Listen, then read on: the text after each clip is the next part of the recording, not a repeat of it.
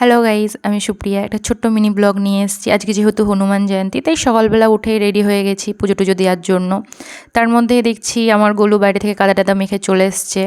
এবার আমার কাছে আসছে বারবার। আমি যেহেতু রেডি হয়ে গেছি, ওকে আমি দূরে সরাচ্ছি।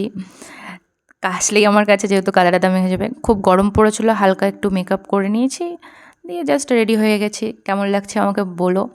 দিয়ে আমি আমার ফ্রেন্ডের বাড়ির সামনে এসে ওয়েট করছি যে ও কতক্ষণে আসবে, দিয়ে আমরা যাব পুজো দিতে। ওকে বারবার আমি নিচে থেকে ডাকাডাকি করছি যে তাড়াতাড়ি চল, দেরি হয়ে যাচ্ছে, দেরি হয়ে যাচ্ছে।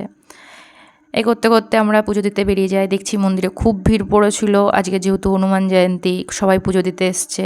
কোনো রকমে আমরা পুজো টুজো দিলাম, বাড়ি আসলাম। এসে দেখছি যে আমার গোলু পুজোর প্রসাদটা চুরি করে অলরেডি ও খেয়ে নিয়েছে। আমি একটু বকাবকি করলাম ওকে। বকাবকি করার পরে আমি পুজোর প্রসাদ দিলাম ওকে খেতে। ও খুব মন দিয়ে প্রসাদটা খেলো। খাওয়া দাওয়ার পরে আমার সাথে একটু খেলাধুলা করলো। ব্যাস, এইটুকুই আজকের মতো। টাটা।